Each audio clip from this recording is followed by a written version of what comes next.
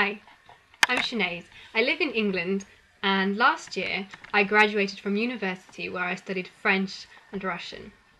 I'm now a qualified EFL teacher, and I hold a certificate from Cambridge University, and in 2010 I was a teacher at Jump English School whilst I was living in Moscow.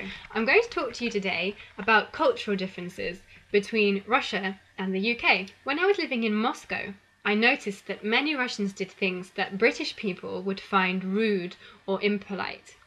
Similarly, many of my Russian friends living in the UK noticed that British people are just too polite, and they often say please or thank you when actually they don't need to at all. So, if you want to get along in the UK or be polite to your British friends in Russia, here is my advice to you.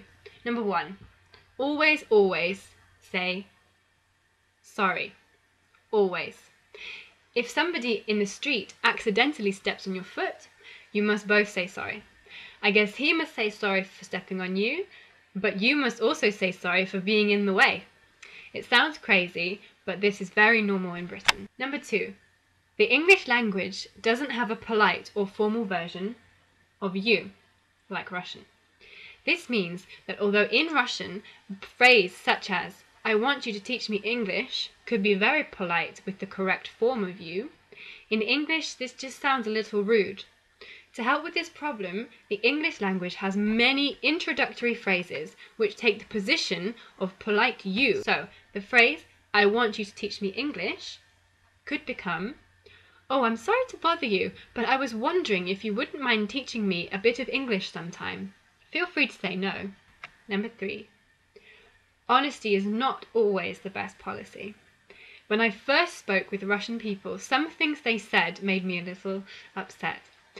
But then I realized they were just being honest with me. Personally, I believe that the Russian way is the best way, but unfortunately, not many English people agree with me. So if you don't want to upset your English friends, try not to say things like, "Oh, you don't speak Russian very well," or "I don't think your hair looks very nice today," or "I don't want to see you tomorrow." No, you don't have to lie, but try to make the truth sound a little more friendly. And finally, number 4, smile. Always smile. In England, smiling is like a currency. Real smiles, fake smiles, big smiles, small smiles, happy or sad smiles, they are all worth something.